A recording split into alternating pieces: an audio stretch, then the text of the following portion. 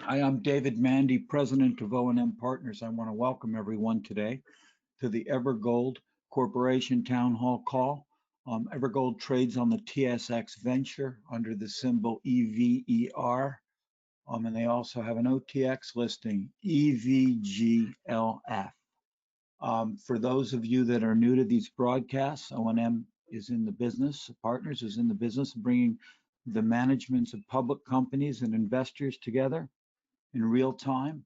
The information presented today is already public. We're hoping that we can help put it in context for you, bring new information to your awareness, and give you better context to make a better informed investment decision.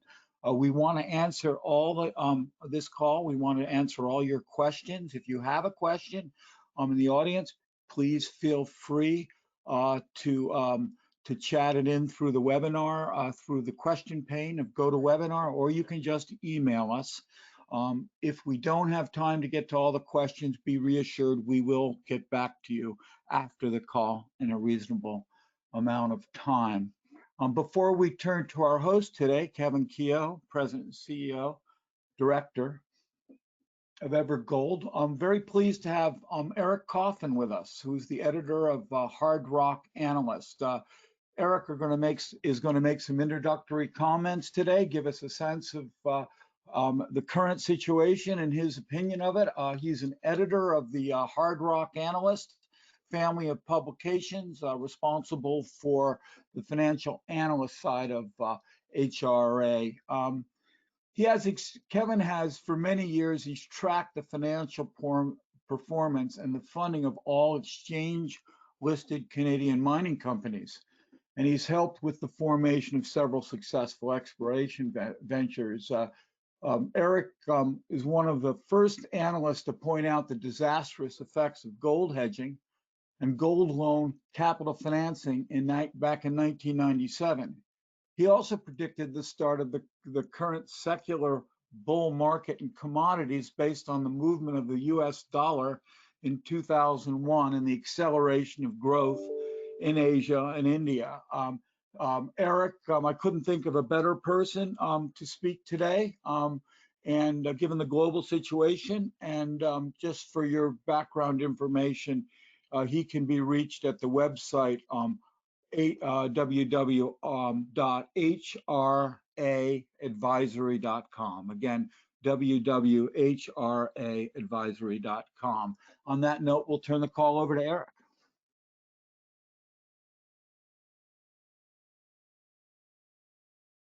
Good day, everyone.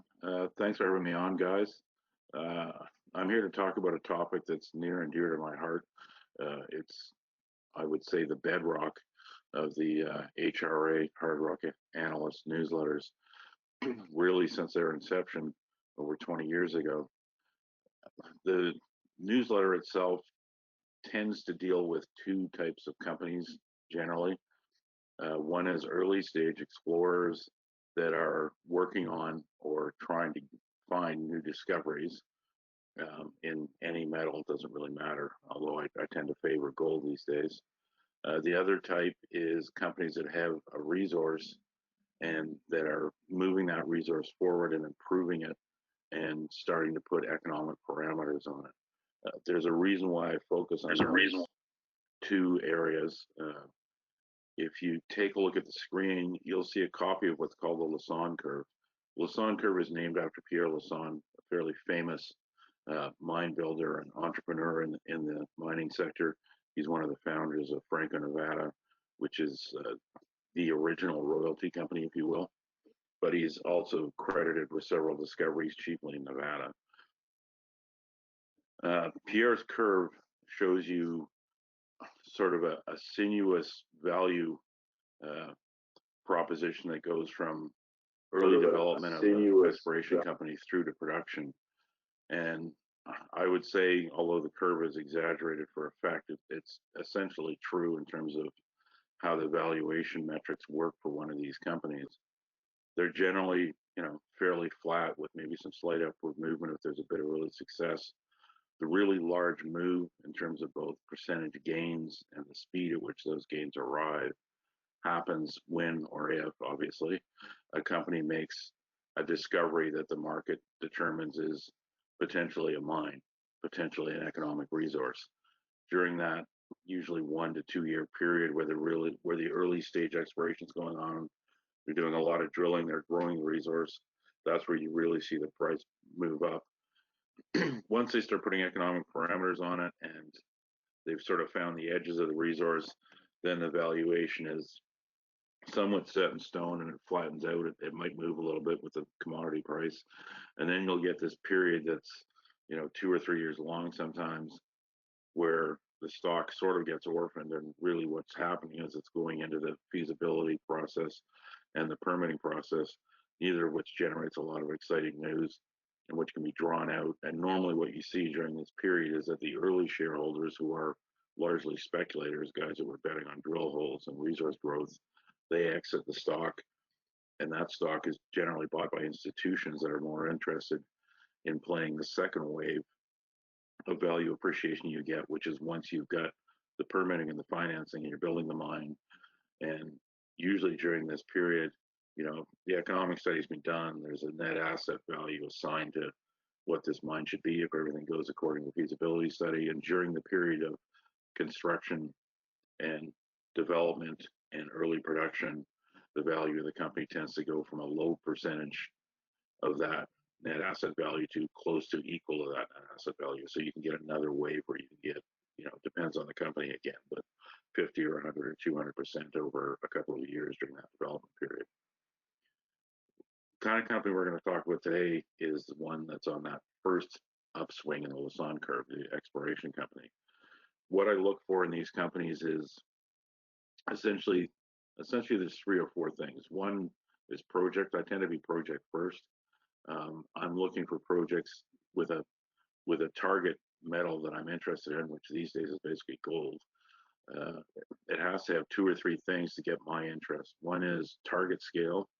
So that means even before they start drilling, I've got to see something in terms of geophysics. Maybe it's soil geochemistry, maybe it's trenching results, but something that shows me that there's a mineralized system there with enough scale to contain an ore body big enough to be a viable mine. The other thing I'd like to see, personally, I tend to prefer grade. I am one of those grade is king guys. So generally speaking, I'd like to see high grade in the early results, be it trenching or grab samples along with geochemistry. The other thing that you want to see with a company at this stage, and this is pretty important, I like to see a management group that includes someone who's got market and capital market experience. The thing to always remember with explorers is they're negative cash flow businesses. You have to be able to raise money. If you can't raise money, and ideally raise money in as little as with the least amount of dilution, you can have a great project that works out well, but you don't deliver a lot of gains for shareholders because you're blowing up the share float at the same time. That brings me directly to the third thing I like to see, which is a good share structure. Ideally, what I want to see is one where most of the fundraising has been done, at or near the current price. I like to see that insiders have significant shareholdings, but I like to see that they actually paid some real money for those shareholdings, either in the form of getting it for projects that they put in that they expended real money to acquire and keep until they put them in the company, or that they've been writing checks to the company. I'm not a big fan of companies where you see millions and millions of shares at a tenth of a cent or hundredth of a cent. That tends to be an immediate turnoff for me. I like to see a fair share structure. Ideally, I like to see one where the share flow is still fairly tight when they start exploration, where there isn't a big overhang of, say, warrants from earlier placements that's going to impede movement in the share price if they do make a discovery. And the fourth thing that I look for, of course, is the management group itself. Like I said, I like to see somebody with capital market experience, but obviously you need to have a strong technical group. Exploration is a scientific endeavor, after all. Ideally, it's nice to see people that have past successes, groups that have either had successes directly in terms of finding deposits or successes in terms of running companies that found deposits that were later put into production or vended to a larger company. There's two good reasons for that. One is a technical group that's had that kind of success in the past simply finds it much, much easier to raise money. They basically probably already have a group of backers that made money on them in the past, and they're happy to come in on new deals. And also, and people make their own luck. And while there's a great deal of luck involved in exploration, it does seem to be that some people are serially successful. There are many geologists that go through their entire career never making a major discovery.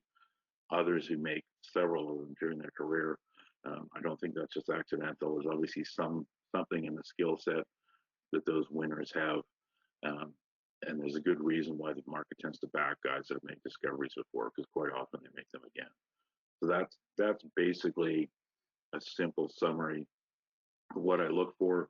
I like to get in personally. I don't have a problem getting in pre-drilling.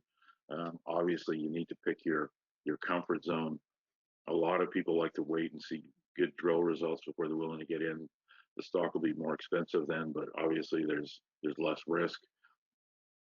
I'm sort of okay getting in pre-drilling, and normally once the drilling starts, obviously the other thing you want to see, and this goes back to the capital markets, you want to be sure the company's funded to do ideally at least one phase, but I'd rather see them funded to do a couple of phases of drilling. If the drilling is successful in any kind of decent market, they will be able to raise money. But just knowing that they've got the money up front is a big advantage, because if the market knows company X has to raise money, one or two news releases out, there's going to be that much less reaction to the news. People will be selling because they know the company's going to turn around and raise money. So if they're funded 6 months or a year ahead, that makes their life easier, and it makes the stock a lot more able to react to good news. And news flow itself is important. I like to see ideally drill programs that are large enough, and talk to management and have some comfort that they realize that ideally what you want to be doing is not one big news release with 50 drill holes. While you're drilling, you want to be putting out news continuously and feeding the market, because the market needs to get continuous news flow. And I think if you can find a group that's got strong, high-grade targets, good drill campaigns coming on one or more projects, campaigns that are already funded, and with a management group that's already got the attention of the market, but that will have no trouble getting more attention if they make a discovery, that's a good recipe for potential gains with an exploration stock. And one of the best things about discovery stocks, if you can get one and own one early, is in my opinion, it's probably the one part of the curve, it's the one part of the sector where you can actually overcome a bad market. There's several instances of companies making really good discoveries in really bad markets that still deliver great gains. And also during that early discovery process, although ideally you want to have the price of the metal or exploring for going your way, it's not an absolute necessity. It can overcome short-term price swings in the metal. Traders don't care that much about whether gold or copper or whatever is up or down the day those drill results come out. They just care whether the drill results are good. They can carry the valuation regardless of what the metal is doing in the short term. So there you have it. It's not the low risk end of the sector. These aren't low risk stocks. If you're trading discovery plays or drill plays, as I call them, ideally you want to find a good one, get in early. If things are going well, you'll generally see some gains early in the drill program. You'll see anticipatory buying. Use that to your advantage to do a bit of trading and bring your costs down, and understand that there is a lot of luck involved in this. You're rolling the dice, but if the dice come up your way, it can be a really big win. Thank you, Eric. Again, Eric Coffin, editor of the Hard Rock Analyst. Greatly appreciated, Eric. Now we're going to turn to our host, Kevin Keough. Kevin is the president, the CEO, and director of Evergold. Kevin began his career at Anglo American Corp and De Beers, and he has over 35 years experience in this business. He's got technical and international experience, as well as Eric mentioned, capital markets experience, as evidenced by when Kevin went public. He didn't go public too soon. He waited until he was ready to drill, which I thought was a very wise decision. This, as Eric said, the secret to junior mining exploration companies is a leadership that's done it before, and Kevin and his team have certainly done so. He last discovered the massive gold, copper, silver saddle district, now with GT Gold in the BC's Golden Triangle.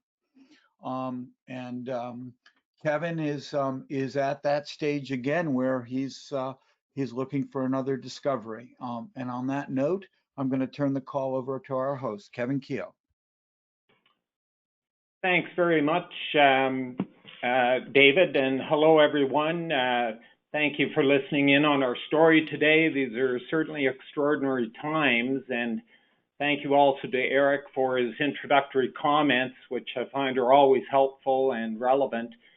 And to David and O&M, who I've known since about 2006. Viral challenges notwithstanding, in our long careers, we've been through plenty of big ups and downs, and we're certainly going to continue to carry on doing positive things, and I'm confident they will benefit shareholders. Our company is Evergold, and as we highlight on the cover slide there, we believe we're very close to delivering discoveries with the drill bit. The cover slide shows our key drill pads on one of our two flagship properties. This property you're looking at is Snoball. These were built last fall. They're now sitting there ready to be used for our first ever drilling of the Pyramid Peak, which is the image on the left, and the Snowball Ridge targets, which is the image on the right. And they are, of course, related targets. Moving on to the slide that I think all of you probably don't want to pay too much attention to, forward-looking statements. Of course, we're planning and will be executing with quite a number of expectations. At the minute, COVID-19, I have to say, as you know, thrown a tremendous degree of uncertainty into everything. We're just going to have to deal with it. It does have the potential to impact program planning, lockdowns, that kind of thing, but we'll work with it as best we can. I think moving forward here to corporate strategy, I'd like to just take a minute or two to deal specifically with that. Eric touched on some of these points before, but in contrast to many of the other junior exploration companies out there, we really are focused.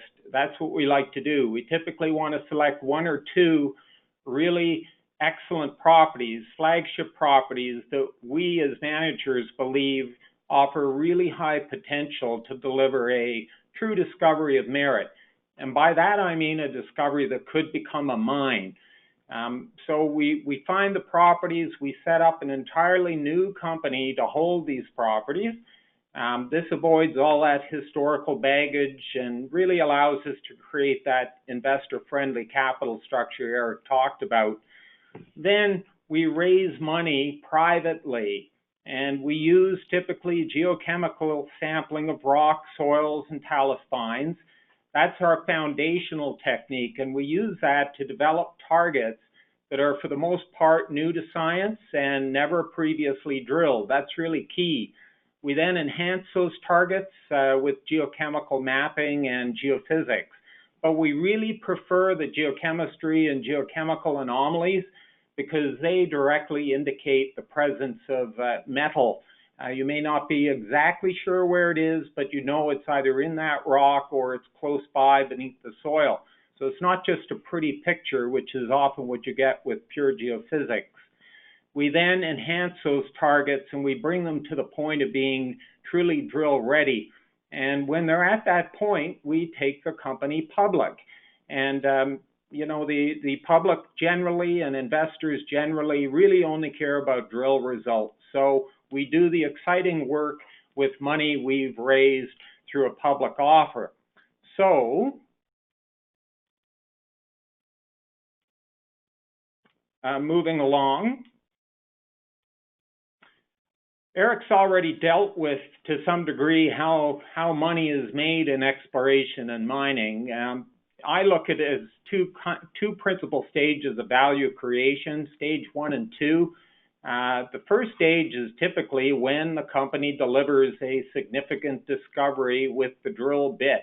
These companies often will run from pennies to several dollars on very large volumes in a normal market. They generally then give a lot of that initial gain back. The speculators exit, and the company then goes through what I call the valley of death. I think Eric referred to it as the orphan period, but you go through a period of some years while the engineering financial challenges are worked out, permitting is put in place, and then there will typically be a second leg of serious value creation. So moving to the next slide, it's a variation on the slide you saw before that Eric presented. We are really right there, bottom left corner at the bottom of that first red arrow. We are in pennies currently, somewhere around 20-25 cents. Our IPO is at 20 cents. We believe we're at the point of being able to deliver significant discoveries with the drill bit in our first kick at the can. That would typically lead to a strong kick. We've done this before, and thereafter we would march through the valley of death. But your interest should be in us for that first stage there, where we're really just focused on trying to deliver a discovery. So moving on. I guess I'll just recap there that we have the potential for near-term discovery, and we're certainly not producers. It's all about capital gains potential at this point, and we are really positioned at the start of value creation stage 1. That image on the right you see is a boulder, a very high-grade gold silver mineralization taken from our Snoball property. It's just sitting on the surface.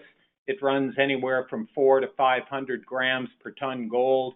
400 to 500 grams per ton silver, and roughly 80 to 100 grams per ton gold. We've taken several samples from it. This is the sort of high-grade material that we expect we'll be able to drill. Moving along, I think a key point to emphasize is as Eric talked about, we have delivered discoveries before, and our goal is really to do this again this summer. A bit of the backstory on Evergold is it was established in 2015. It was structured around 4 properties that very well-known professional geologist by the name of C.J. Charlie Gregg. He's really the god of geology in northwestern BC. Charlie vended in for stock, entirely for stock, and 0.5% royalty, 4 of his best properties into Evergold. That was in 2015, very early in 2016. We then mothballed Evergold, really, because at about the same time, I had been involved some years ago with a company that gave rise to GT Gold, and we were asked to focus on GT Gold, which had an extremely compelling gold and soil anomaly, which Charlie and I thought was really the best we had ever seen. So we agreed to mothball Evergold, and we focused on GT Gold. And we did deliver a very substantial discovery. It's called Saddle. That discovery is going to emerge. It is emerging as, without question, the largest discovery. It's a gold-copper discovery in the northern part of the Golden Triangle in the past 20 years. They're working on their initial compliant resource estimates, which should be out in the next few months. I moved back to Evergold last year. We took the company public in late October. And by the way, we raised almost $3.5 billion. This was an initial public offering, and that was, I might mention, the largest mining sector IPO in Canada in 2019. That's not saying too much. It was a terrible year for IPOs in the mining space, but it was the largest, and it was not a private placement. This was a proper, widely placed IPO with a lot of small shareholders. So we have good liquidity. very few institutions at this point, one out of Europe, but the capital structure has been optimized to the benefit of shareholders, and it's a really clean little company with a tight capital structure. So moving on, this is where our properties are. Basically, we've got 4, but really the 2 flagships are the ones at the top of this image that you see. On the left, Snoball, on the right, Golden Line. The key thing is Snoball is right in the heart of the Golden Triangle, famous area of northwestern British Columbia.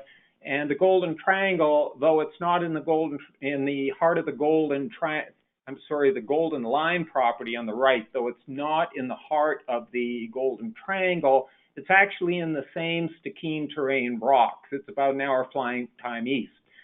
So we'll focus on Snoball for now. And moving to the next slide. This is Snoball, just up close. You see on the right part of the image, the Golden Triangle outlined there. That's what we know for marketing purposes as the Golden Triangle property. It encompasses a wide array of rich porphyry style and high-grade epithermal vein style deposits. You may have heard of SK Mining or the SK Mine, KSM, Bruce Jack, Snip, a whole range of them. Red Chris is a big mine up in the top right corner of the triangle. Snoball is about as dead center to that as it's possible to be, and it's only about 10, 11 kilometers off Highway 37, which you can just barely see going off the image there. Moving along. At Snoball, the key thing to understand is that we think we've put our finger on the undrilled source of what was historically known as a very substantial anomaly. This is a high-grade gold-silver anomaly that was identified in the early days by Noranda back in the early 90s when they were searching for SK-style mineralization. Moving to the next image, I will show you a front-on view of the Snoball prospect itself. Now you see a dashed line across, white dashed line across the middle of the image. Below that image was largely worked in the early 90s by Noranda. As I mentioned, they were looking for the source of a anomaly, gold-silver anomaly they had developed. They did a lot of geochemical sampling there on a grid basis, even did some drilling. Then they walked away from it. It is a precipitous property. Those slopes from the dashed line up to the top of Pyramid Peak and Snowball Ridge, it's about 400 or 500 meters. The next few slides, I will actually talk more specifically about Pyramid Peak and Snowball Ridge. That's where we think the source of the anomaly that Noranda was fishing around for down below the dashed line. We think it's up top below Pyramid Peak and Snowball Ridge, and we will be the first to drill it. So moving to the next slide.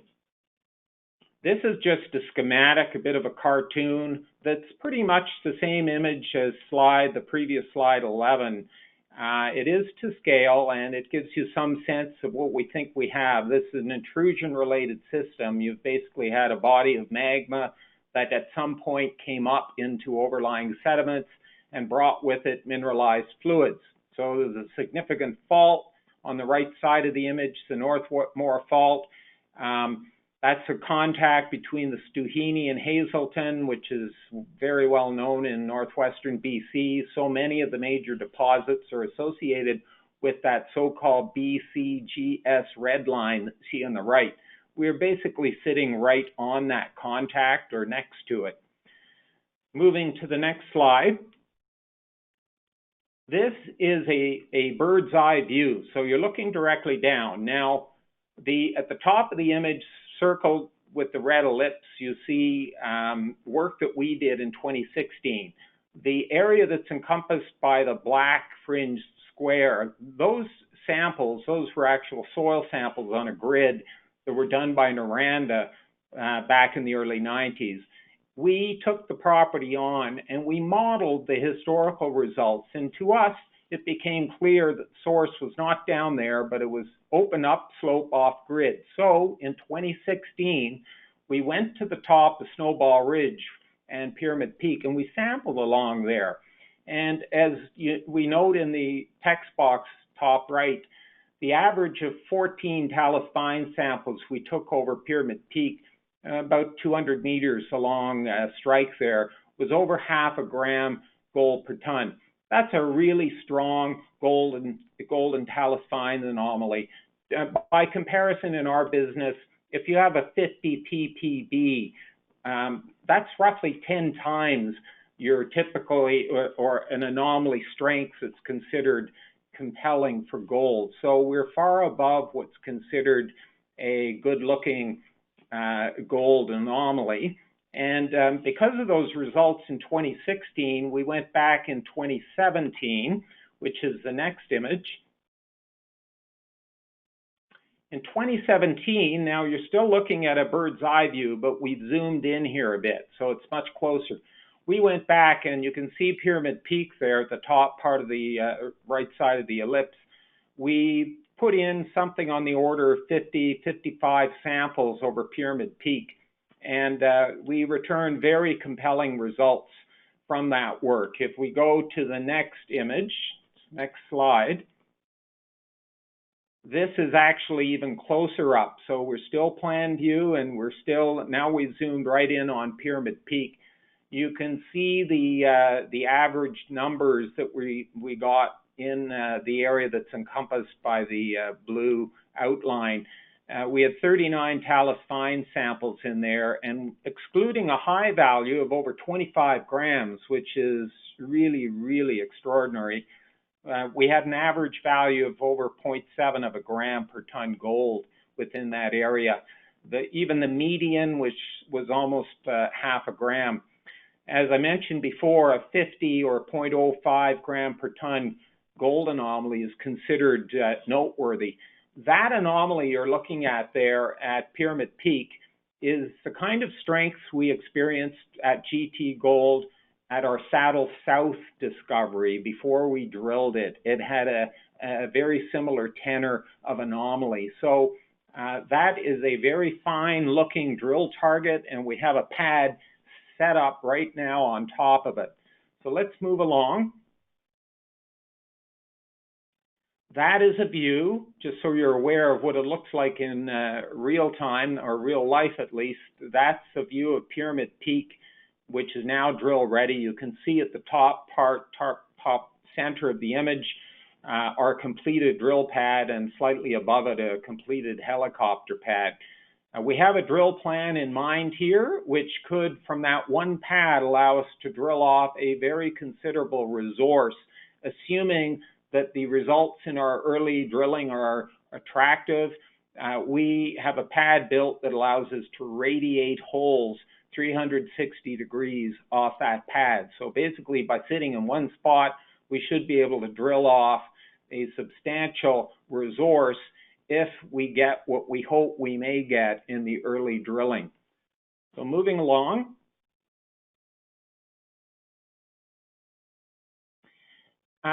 It's not just gold and talus fines or golden soil that we're talking about at Snowball. It's in the rocks, and these rocks, many of them are lying on surface or in outcrop. I showed you before one of the boulders Charlie picked up years ago. This is another example of it on the right there. That's actually one of the slices from that boulder, but you can see in the table a whole listing of some of the high-grade material that we've sampled directly on surface. So Snowball is probably going to emerge as a possible combination of large-scale bulk tonnage style gold silver coupled with very high-grade vein material, breccia veins and epithermal style veins. This is typical of this sort of intrusion focused system.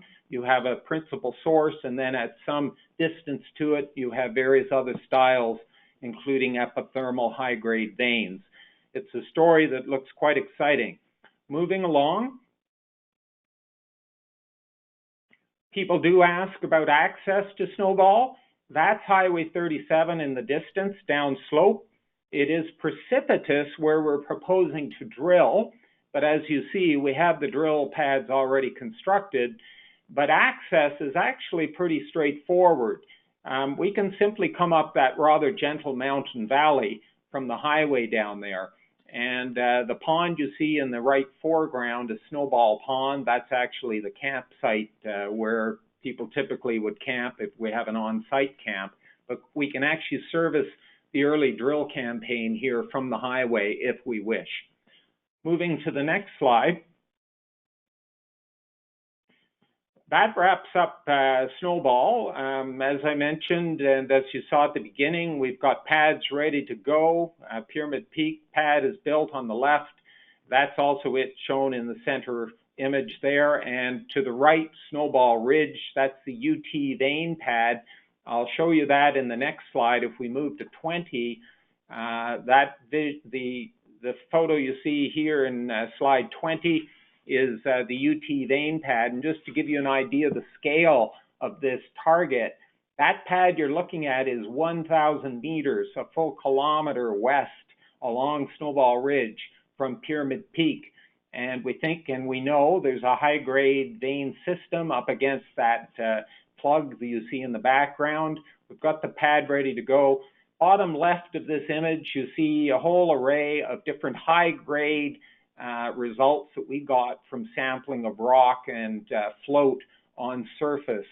This is a very high-grade outlying vein prospect, no doubt related to the intrusive system. So that's Snoball. Let's move over to Golden Line now. Golden Line property. We'll go right over to slide 22. As pointed out before, that's where it is. It's about an hour flying time east of Snoball, but it is, again, in the same Stikine terrain rock. I won't go into the gory details there, but suffice to say that both the Golden Triangle, which encompasses Snoball, and this area the Golden Line is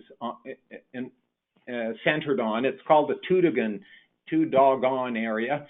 Both are known for their very high-grade potential series of high-grade historical mines. Going to slide 23, this is a view of the lay of the land moving up toward Golden Line. This is a more remote area of British Columbia, but we do have road access to within about 23 kilometers. South of the Toodoggin River that you see there, there's a major drill program going in there this year on the lawyer's property, about 40,000 meters of drilling by benchmark.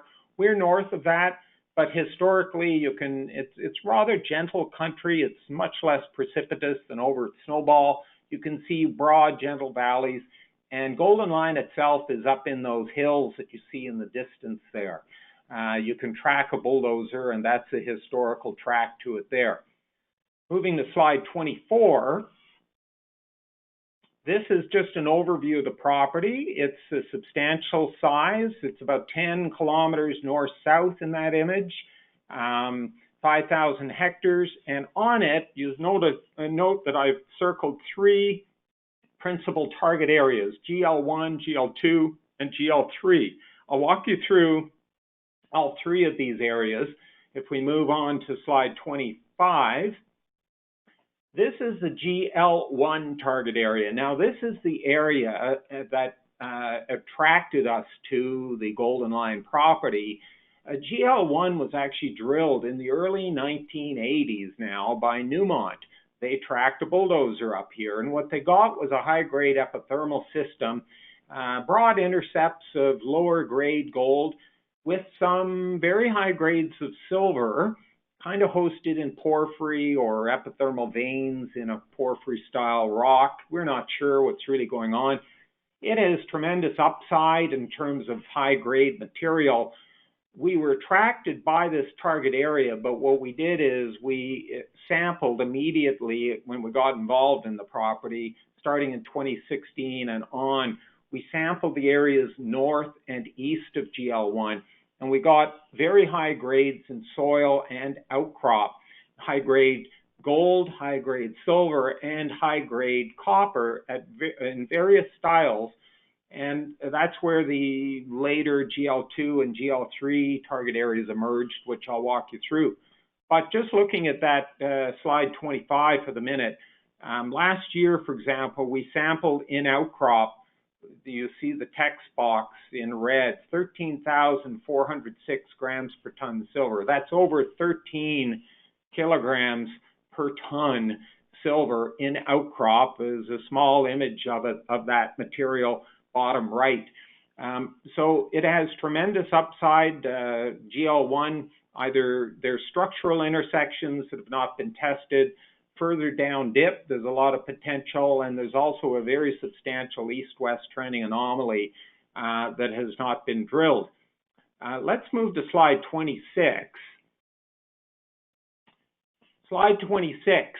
I think the key thing here, I've already discussed some of these points, but I think a key thing to note is that we believe that Newmont got the trend of the mineralization that they had discovered at GL1 wrong. If we go to slide 27, you can see some of Newmont's work on this slide 27. Those mauve-colored, purple-colored drill holes along the right side of the image and the trend, they were drilling a northwest, southeast-oriented trend. You can see the principal gold-silver anomaly that's trending east-west. That's not been drilled. We believe that, in fact, the structure here that controls this mineralization may not go off to the northwest, but may actually go north from here. And because we believe that because of some of the next slides I'll show you. If we move to slide 28, slide 28 shows you the black dashed line, which is the trend, Newmont's historical interpretation of the trend. The small black dots you see along the image plotted along the trend of the black dashed line, those were historical Newmont soil sampling areas.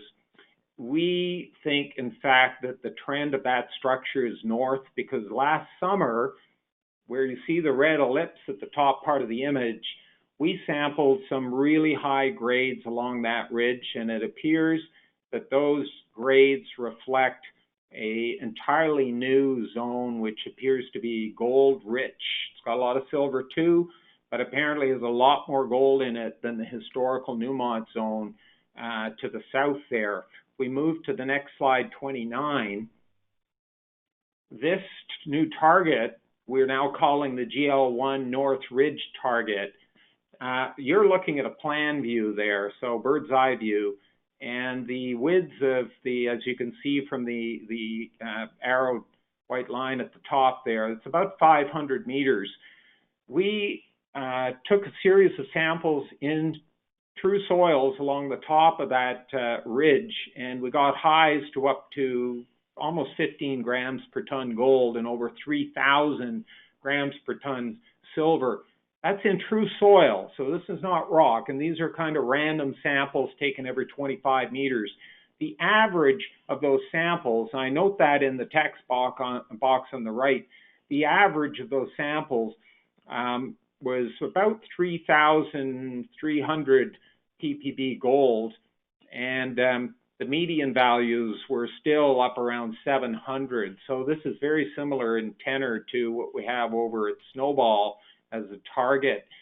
That's 500 meters wide. When we went back and plotted those high-grade gold-silver results on the satellite image, we could see color bleeding out of the more precipitous north slopes of the ridge. That's what those orange arrows point to. So this would appear to be, as we presently understand it, a potential high-grade epithermal vein zone, potentially similar to what we drilled in the early going with GT at the Saddle South part of the discovery.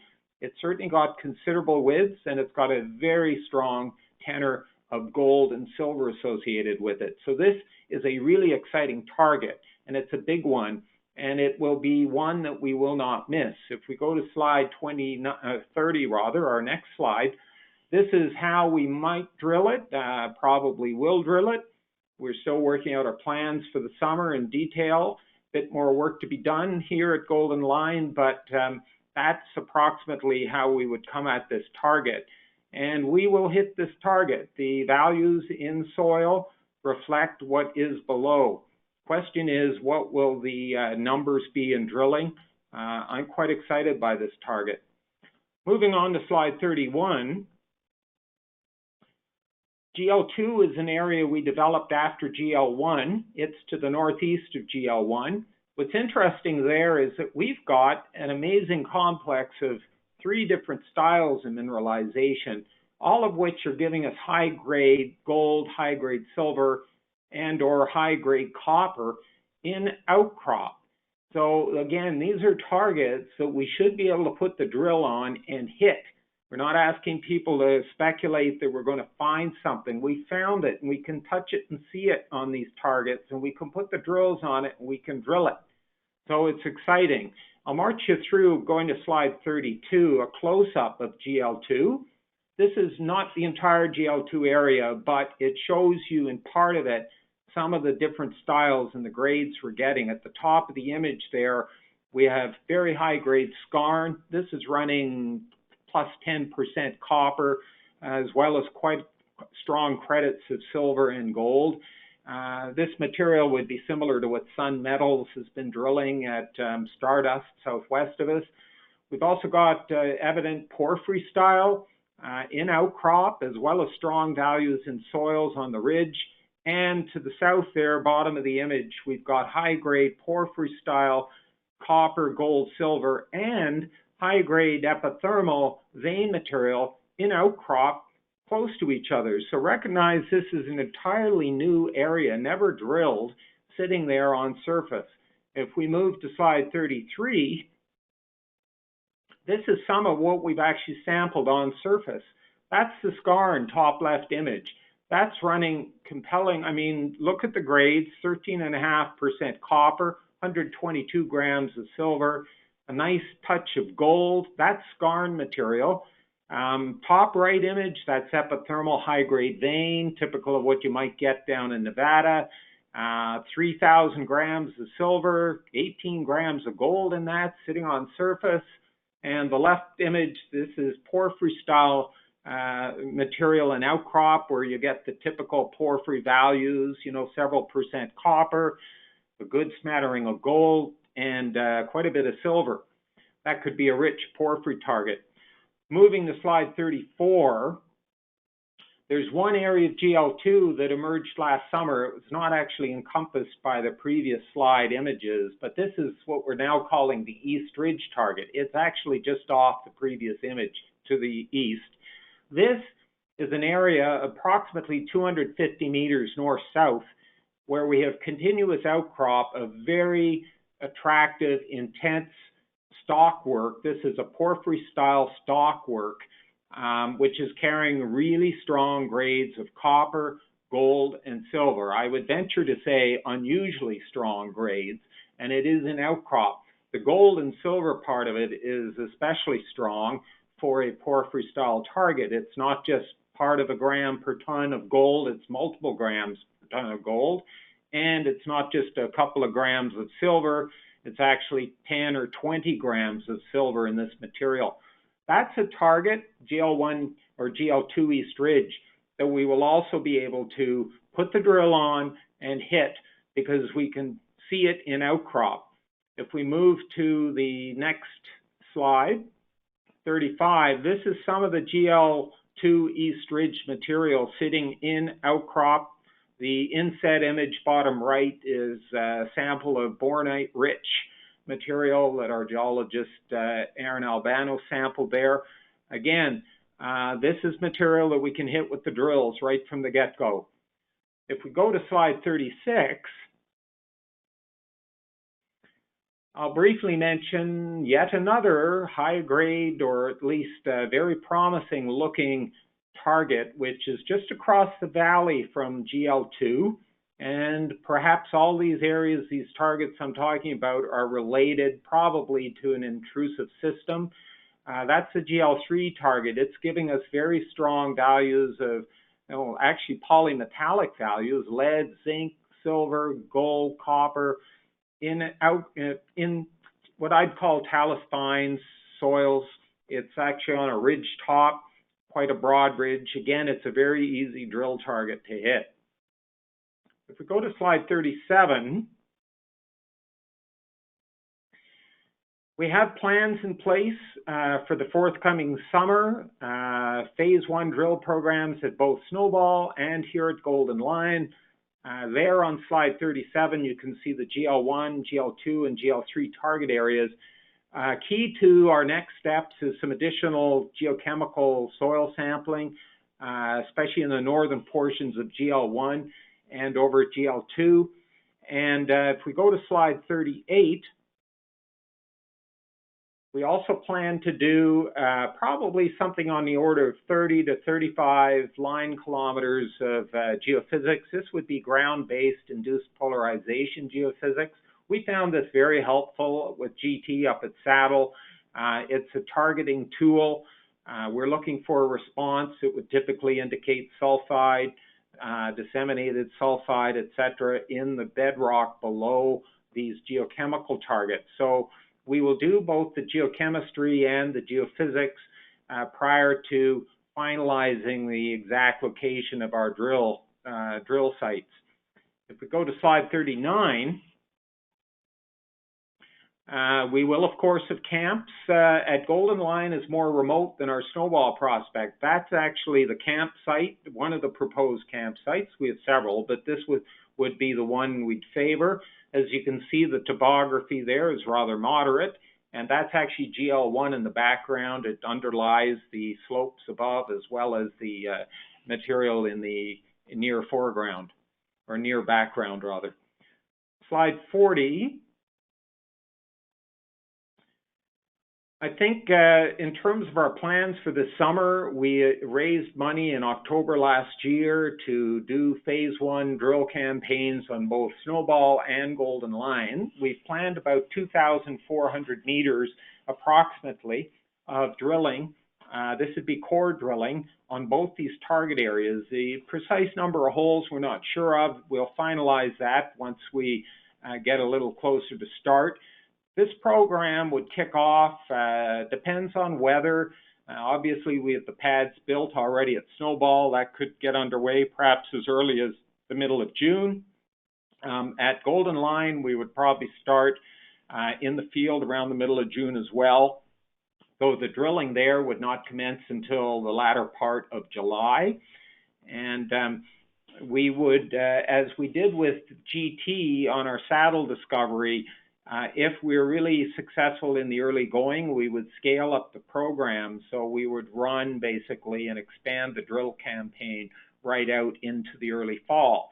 And on both these property areas, we can drill or work roughly from mid-June, early June, through to about the 10th or the mid part of October. That's the season.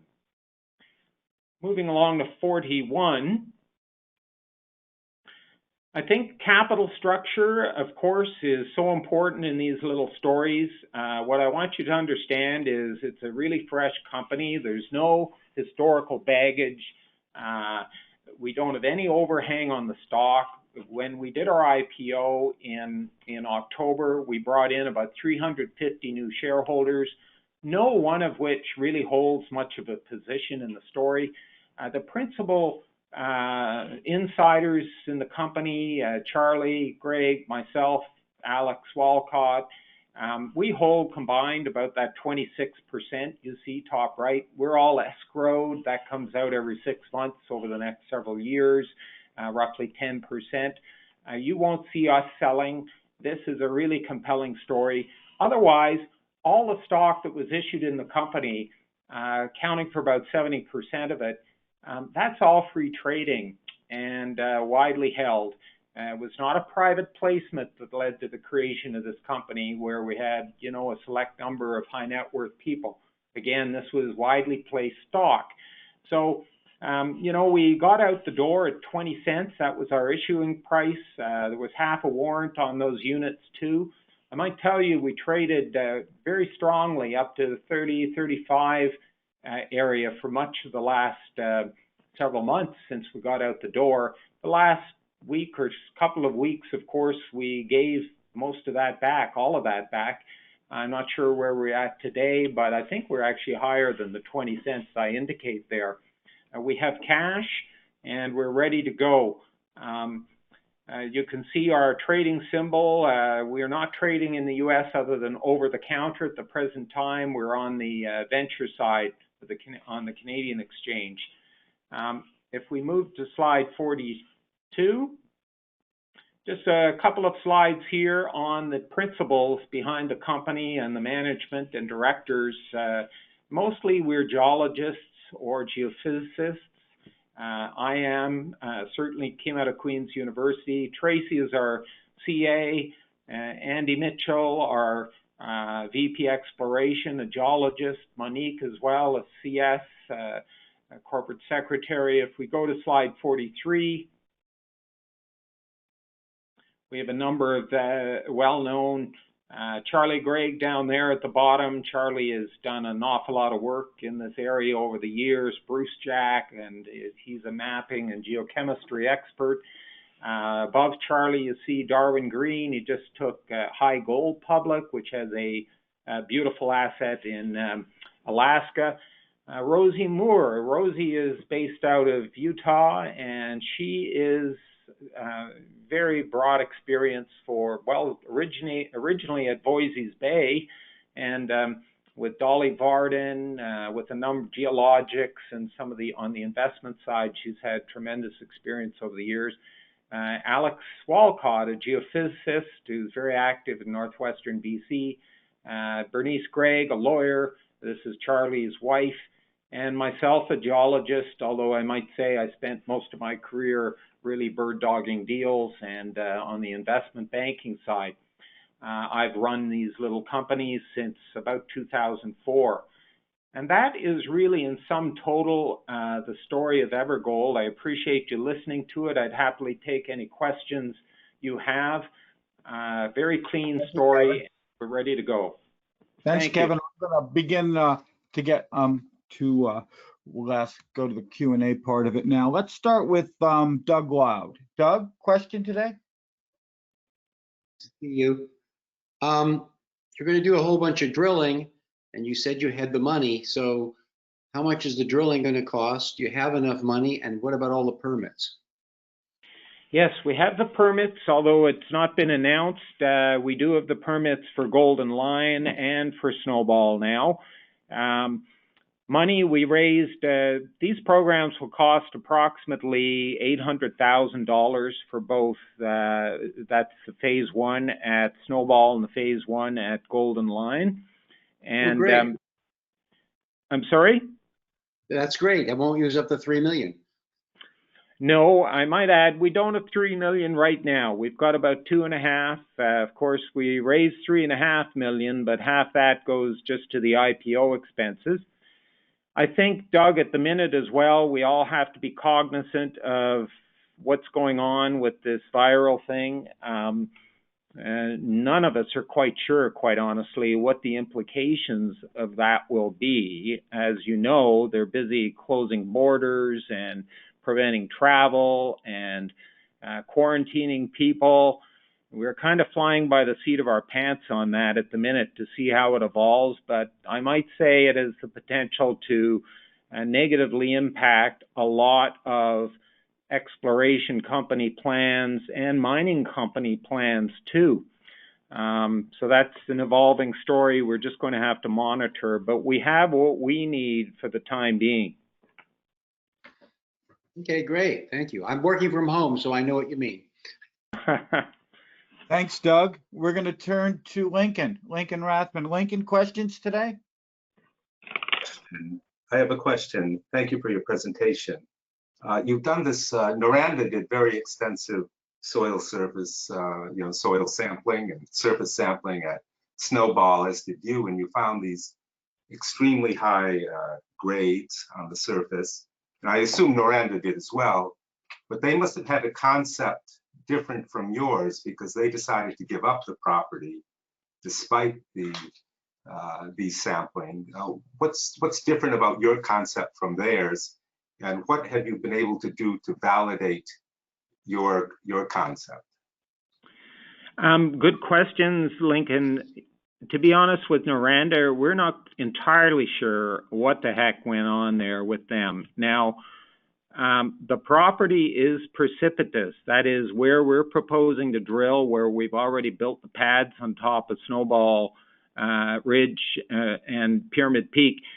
Noranda was doing this work in the early 90s. They were looking for Eskay-style stratiform deposits similar to the famed Eskay mine, you know, so more horizontal stratiform deposits. That's what they were really onto or looking for down below.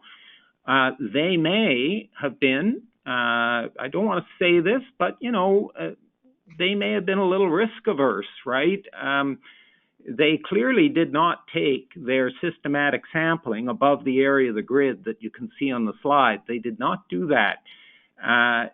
Having said that, I do know that historically, they did take a line of samples along Snowball Ridge and up over Pyramid Peak. The interesting thing is the results of those historical samples cannot be found anywhere.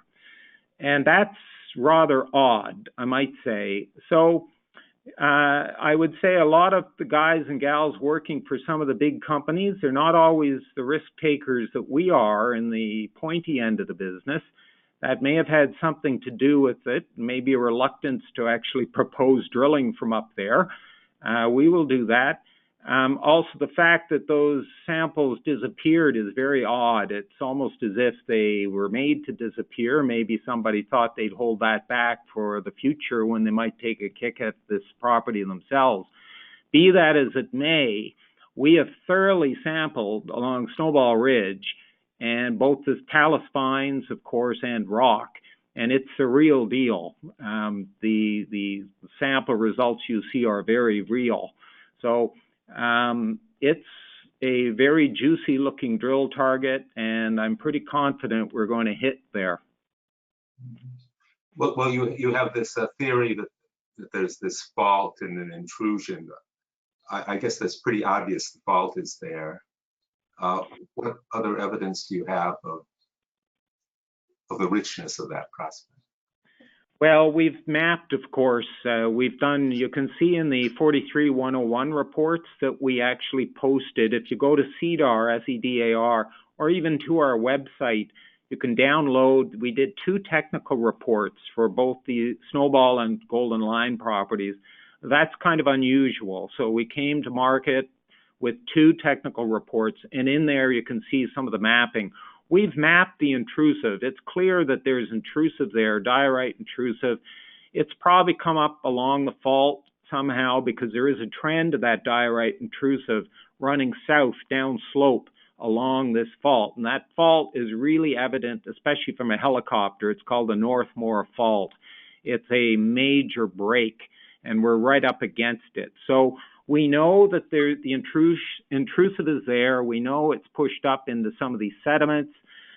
We've sampled high-grade breccia veins. We've also mapped skarn material, Hornsfeld sediments, and so it's got this mixed bag. We really just can't tell until we put the drills on what the distribution of the values is. We're hoping that in the that the intrusive below Pyramid Peak, that the intrusive itself is mineralized, as well as the overlying sediments and outlying veins. Of course, we know the latter are mineralized. We're really trying to put our finger on the major source or the main source of all of this gold and silver. Does that help you, Lincoln? Yes, I'll look for those reports. Thank you. Yeah. Thanks for being on the call, Lincoln. We're going to turn to Mr. Zhao. Link, do you have a question today? Hello? We can hear you. Hello? Do you have a question today? Yeah, I think the Snowball, I would like get the legend for the geological map, geochemistry, geochemical map. You have a very good map, but has no geological legend. Which one are you referring to, Zal? high gold value in soil and tell us fine. Okay. Do you have a Maybe slide 11. I don't know because can we yes, can Kevin, we Kevin, can you know what we'll do? I think we'll get back to the Mr. Dow after the call and get him that Yep. answer. Is that agreeable? yes, that's Yeah. fine. Okay, we'll get back to you right after the call. Let's turn to Michael Potter. Michael, question today. Nice to have you on the call, Michael. Kevin, hi Kevin, thanks for an interesting talk. I imagine the views from up there are not always like that. Sometimes they're going to be fogged right in. What's the weather like in June and July up there for the drilling? Well, you might say it's variable. Mike, and where are you based, by the way? Montevideo. Oh, you and I used to work Uruguay. together, right? Yeah, we last saw each other in Angola. Yeah. Well, it's been a while. Anyway, Mike, yeah, the weather there is very variable. It's but generally it is at its best in August and even early September. But by about middle of September, many of the valleys start to get fog covered. So yes, it can be a problem, but we've drilled this area a lot in recent years with GT, of course. Charlie knows the area very well. And the nice thing about some of our properties and these targets, they are actually fairly high up, which actually gets you above the fog in the low-lying valleys. And up at Saddle, and it would be true at Snoball too, we could have a camp that's above the fog. So nothing insurmountable. Wind can be an issue, but we have top-rated pilots. And so generally, once you're on the ground doing the drilling work, things can unfold pretty systematically. Okay, and what sort of drill directions and inclinations will you be thinking of drilling off those two platforms? On the one there on Snowball Ridge and the other one on Pyramid Peak. Yes. Now the great thing about Pyramid Peak, that pad, we can actually drill 360 degrees, and so we spend more money on that pad. The initial azimuth and dip from that pad, the key first holes would drill to the southwest off that pad. So they'd be drilling from the pad down toward the start of Snowball Ridge. You can actually see it in the slide, the photo of Pyramid Peak. We'd be drilling kind of down toward you, a little off to the left. We'd drill initially probably at about minus 50, minus 55, then follow up with a minus 70, and if those look good, we do a vertical. And the concept is pretty simple. Pyramid Peak has got a footprint of about 500 meters at the base there, and if we can systematically drill off 360 degrees, the cone of rock that's represented by the peak of Pyramid Peak, there's about 190 to 200 million tons of rock in that peak if we can take it down to about 270 meters vertical. So there's a very straightforward concept for drilling off a very substantial resource, even if it's a bulk tonnage resource. We can get at that by as well from an open pit perspective, if it emerged as such, by coming up Snowball Ridge and coming at it from that direction. In terms of the scale of the possible discovery, if we have 190 or 200 million tons of rock, even at a bulk tonnage grade, I'll just throw a number out of 0.8 grams, we're talking a very considerable gold resource, and of course there's a lot of silver there too. At this stage, it could also be a very high-grade vein system predominantly. We know that material is there too. That boulder is a good example of it. We could systematically add it in from the side of the slope, Snowball Ridge slope. So Access and approachability is pretty good here, and certainly it has the potential to have a several million ounce gold resource there, subject to results. Okay, thanks a lot. Sounds very interesting. Yeah, keep your eye on Golden of the two properties, Snowball and Golden Line. You know, Golden Line it's whereas Snowball is kind of a big cherry ready to be picked. Golden Line is a beast. Like it's got multiple cherries, rather like Snowball, all ready to be picked. So if you're asking about real scale, we've got scale obviously at Snowball, but man, we've got enormous upside as well at Golden Line, and it's right on surface. Thank you for your questions, Michael. We're going to turn Scott Edmonds. Scott, do you have Dr. Wood's questions today? Yeah, I have quite a few questions that were sent in and also asked by the audience, so I'll start to run through those. First one is, while Evergold has 4 properties to drill on, the fixed asset portion of your balance sheet does not reflect the purchase price or any value for these properties. Would you please discuss this? Yeah, that question came up recently as well. Basically, Charlie took stock in the company, and the stock is valued at maybe $300,000.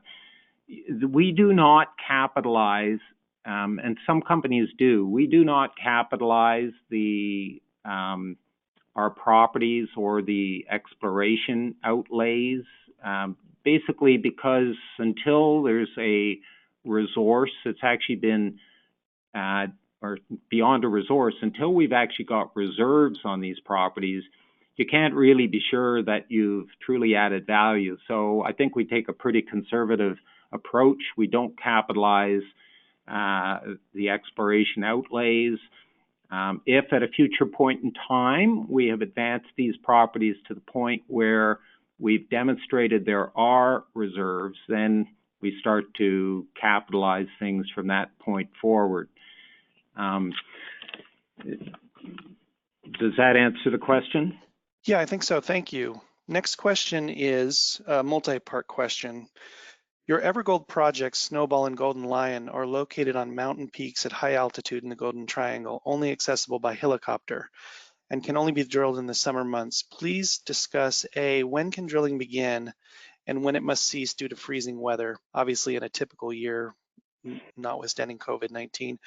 B, using your previous GT Gold as an example, there were long periods in the winter with no news followed by sagging stock prices. How will you keep the news flow and investor interest going in these winter months to avoid sagging stock prices? I think the honest thing to say is that you can't avoid sagging stock prices. You know, there's a seasonality to these junior exploration plays in the Northern Hemisphere, right? We can't make up news in the winter months that is soft news. The market discounts soft news. It only cares about drill results and assay results.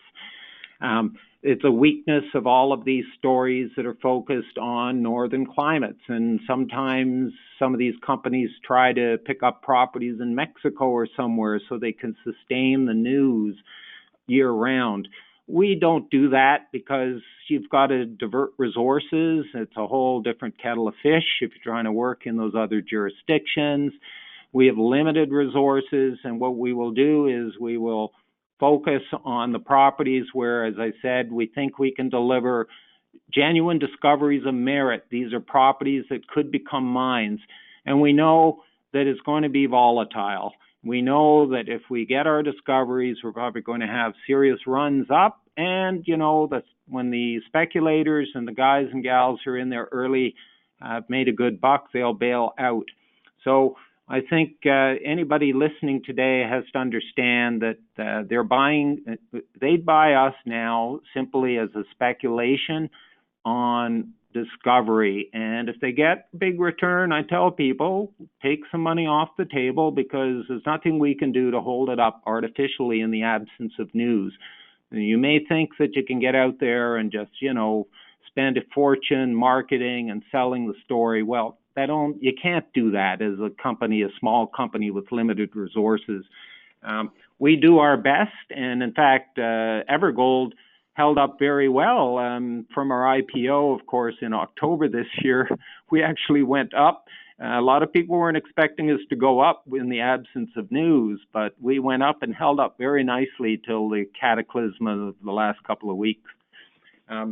So that's really all I can say here. Now, as far as when we can do the work, normally we do the work in that June, say beginning of June through mid-October is when we can do this work.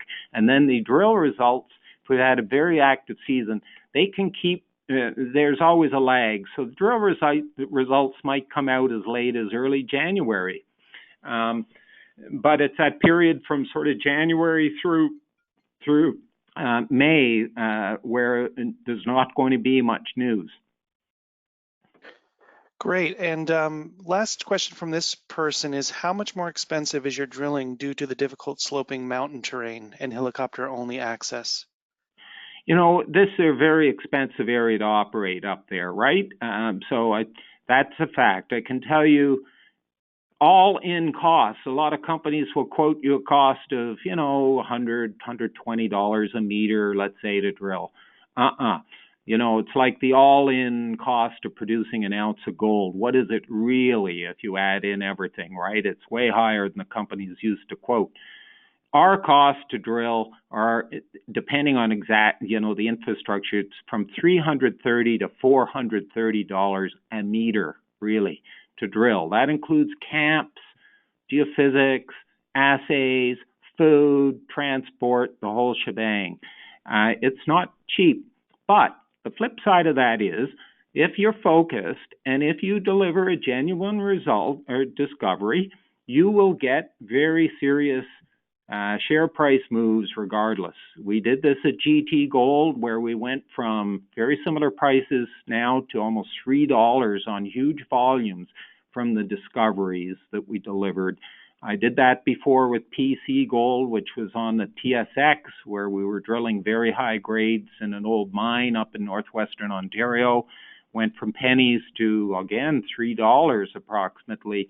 So, you know, people have to be gamblers to some degree with these early stage stories, but there are gambles and then there are gambles. And I think we've shown we can do it. I think we're going to do it again. But people must understand this is a really, you got to be in early, take your profits when they get them, and then let the dust settle and come back in later. Thank you. Scott, we'll have one more question, okay? Before we proceed. Great. And then, and then we'll have a few that we'll send in for Kevin to answer. Last question would be, Charles Gregg is both the chief geologist for Evergold as well as for GT Gold, both of which have very similar busy periods drilling at the same time. How will Charles Gregg split up his time between these two separate companies? No, they had that wrong. Charlie is he's our senior advisor, geological, but he's not our geologist. He's not our VP exploration. Our VP exploration is, as per slide 41, I think it was. That's Andy Mitchell. So Andy, our geologist on this project, Andy Mitchell, as also a couple of other guys, Aaron Albano and Neil Prowse, they'll be dedicated, and they are dedicated to us full time during the summer exploration season. Charlie is VP Exploration of GT Gold, that's true, but he is not VP Exploration of Evergold. He's our senior advisor. So we won't have any, there won't be any question of, you know, not having access to a geologist to oversee this. Thank you. Scott, one more question we have time for. If you have Great. one. So yeah, I have another one from the audience. And you may have answered this one. When do you expect to receive the drill permit for Golden Lion? Oh, I can tell you that we have received it. It's just not been publicly announced yet. It's not, we talked about that in our 43-101 reports and in the prospectus late last year, which, by the way, I'd refer your listeners to. I can confirm that we do have the permit for Golden Lion. We just haven't announced it yet. When I actually have the paper in hand, I will, but I can confirm it's been received. It's been signed, authorized, and granted. Thank you, Kevin. Thanks, Scott, for the questions. Just a quick, is Chip Richardson, did Chip Richardson or Marshall Farrell dial in? Just want to make sure we haven't missed them. Okay, Kevin, back to you for closing remarks. Well, I'd like to thank everyone. And again, I would emphasize, don't view us as producers. Anybody listening in today has to recognize that much of the value in our business gets delivered at the point of initial discovery in normal markets. So let's hope markets respond. But normally, you deliver a substantial discovery with a properly capitalized junior exploration company with good people. You will get a significant run in the share price. We believe we're positioned at the point where we can deliver discoveries like that. But it will be volatile, and if we get our runs, take your profits, because as I mentioned to one of the other questionnaires there, we can't keep this stock steady when it gets up there. It will be volatile. But our interest and our concern is really delivering a discovery that could become a mine. And if we do that, it won't, in the long run, matter about the volatility. We don't want to waste people's money. We want to give them the chance to make money, and they should view at the minute, they should view us simply as a capital gains opportunity near term. I want to thank Kevin, first of all, for your clarity and giving us terrific amount of information on your story. And I want to thank everyone for participating today. And we look forward to following up with you. In the meantime, I wish you a pleasant day. All the best. Bye-bye. Thanks very much, everyone.